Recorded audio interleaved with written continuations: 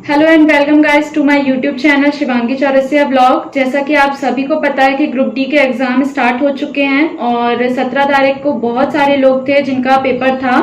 मैंने तीनों शिफ्ट का एनालिसिस देखा और ऑल ओवर मुझे एग्जाम का पैटर्न मॉडरेट लगा। ना ही ज्यादा टफ था और ना ही बहुत ज्यादा इजी कह सकते हैं इसे। अब बहुत सारे बच्चे ऐसे हैं जिनका एग्जाम अभी होने वाला है, कुछ के पास तो टाइम है और कुछ स्टूडेंट्स ऐसे हैं जिनके पास बिल्कुल भी टाइम पढ़ने के लिए नहीं बचा है, वो सिर्फ अब रिवाइज कर सकते हैं।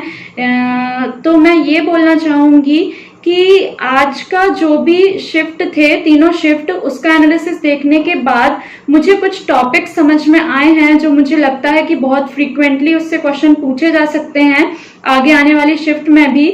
और कुछ क्वेश्चंस तो ऐसे थे जो मैंने आरआरबी एनटीपीसी एग्जाम में भी उसी टाइप के पैटर्न को देखा था, तो वो मैंने आप सभी के लिए कुछ हाइलाइटेड टॉपिक्स जो हैं रखे हुए हैं, तो आप उन्हें जरूर कवर करके जाइए।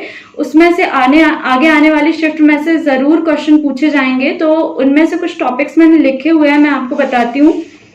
सबसे पहले तो मैंने आपको लास्ट वीडियो में ही बताया था कि 3 टॉपिक हैं जो मोस्ट इंपॉर्टेंट हैं और आप इसे पूरा कंप्लीट करके ही जाइएगा। उसमें से सबसे फर्स्ट टॉपिक है वो है हमारी पंचायती राज व्यवस्था। पंचायती राज व्यवस्था ये बहुत इंपॉर्टेंट टॉपिक है और आप इसे अच्छे से कवर करके जाइएगा। सेकंड हमारी जो है वो है पंचवर्षीय योजना। गाइस, एनटीपीसी एग्जाम में मैं डेली एनालिसिस देखा करती थी, तो मुझे जो सबसे ज्यादा क्वेश्चन पूछे गए वो 2 टॉपिक से लगे। वो है एक हमारी पंचवर्षीय योजना, इससे हर दिन एक क्वेश्चन पूछा जा रहा था, और सेकंड जो है वो हमारे 2011 की जो जनगणना हुई है उससे क्वेश्चन पूछे जा रहे थे। तो आप ये दोनों टॉपिक भी बहुत अच्छे से कवर कर लीजिए। अब जो आज के एनालिसिस था ये उसमें भी पूछे गए हैं इससे इस टॉपिक से रिलेटेड क्वेश्चन, और जो एनटीपीसी एग्जाम्स थे उसमें भी ये बार बार रिपीट हो रहे थे, इसलिए मैंने बोला कि ये 3 टॉपिक आप बहुत अच्छे से कवर कर लीजिएगा।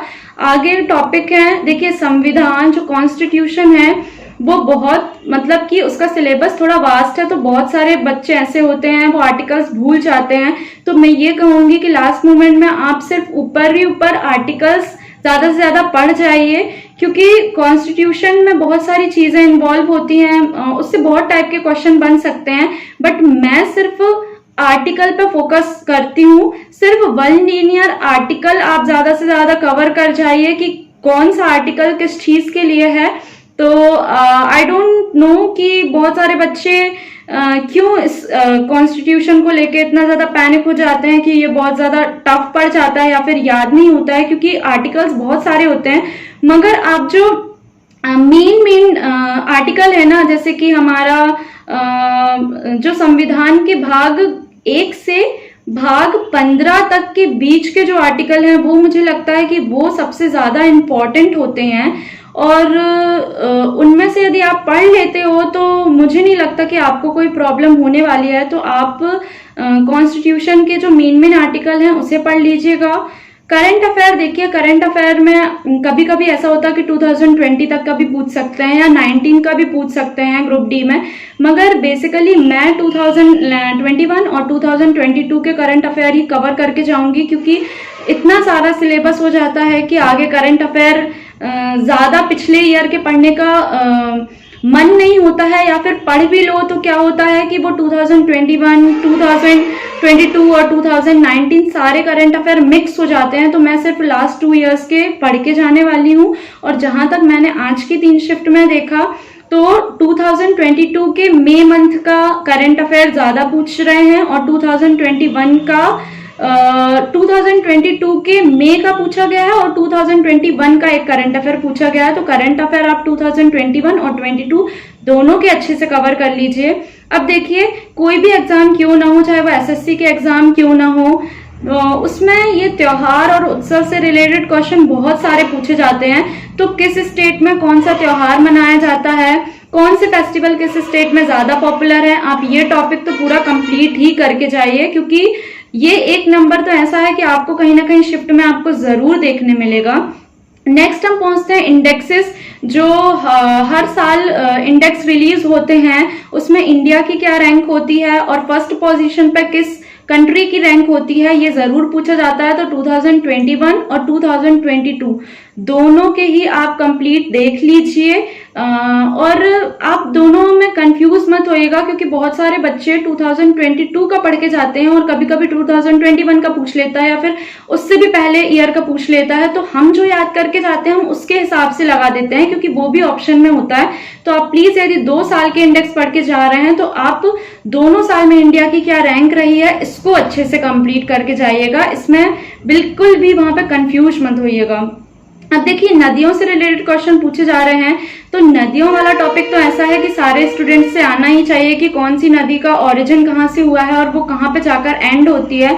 अब इंडिया की सारी नदी तो करके जाइएगा ही, और यदि आपके पास थोड़ा बहुत भी टाइम बचा हुआ है तो अदर कंट्रीज की जो रिवर है उसका ओरिजिन कहाँ हुआ है और वो कहाँ एंड होती है, आप ये भी कंप्लीट कर लीजिएगा। नेक्स्ट आता है हमारी जो महारत्न कंपनियां हैं और मिनी रत्न कंपनियां हैं, ये हमारी कब स्टैब्लिश हुई थी ये पूछा जाता है। और कभी कभी शॉर्ट फॉर्म दे दिया जाता है, उसे हमें 4 ऑप्शन में फुल फॉर्म में बताना होता है कि इसका फुल फॉर्म क्या है, तो आप ये भी पढ़ लीजिएगा। अब देखिए, नेक्स्ट मैंने बताया यहाँ पे पीरियोडिक टेबल। तो देखिए, पीरियोडिक टेबल, क्योंकि साइंस तो मेन ही है ग्रुप डी के एग्जाम में और केमिस्ट्री में periodic table most important topic होता है। तो पीरियोडिक टेबल से रिलेटेड जितने भी क्वेश्चन हैं उसको आप क्लियर कर लीजिएगा कि पीरियोडिक टेबल में कौन से जो एलिमेंट है उसका एटॉमिक नंबर क्या होता है, किसकी आयनाइजेशन एंथैल्पी ज्यादा हो सकती है, इलेक्ट्रॉन नेगेटिविटी किसकी ज्यादा है, किसकी ज्यादा कम है, और बहुत सारे एलिमेंट होते हैं, उसकी बहुत सारी हमारी प्रॉपर्टीज होती हैं। वो प्रॉपर्टीज आप अच्छे से क्लियर कर लीजिएगा, क्योंकि घुमा फिरा के वही पीरियोडिक टेबल से उन लोग क्वेश्चन पूछते हैं और हम पढ़ के जाते हैं फिर भी वहां पे कंफ्यूज हो जाते हैं। तो आप प्लीज ये जितने टॉपिक भी मैंने आपको बताए हैं इसको तो अच्छे से कवर कर लीजिएगा, और आने वाले एनालिसिस के हिसाब से मैं बता दूंगी कि और कौन से टॉपिक हैं जिससे क्वेश्चन बन सकते हैं। फिलहाल के लिए इतना ही, और यदि अगर आपको मेरा चैनल पसंद आता है तो प्लीज मेरे चैनल को सब्सक्राइब करिए। Thank you.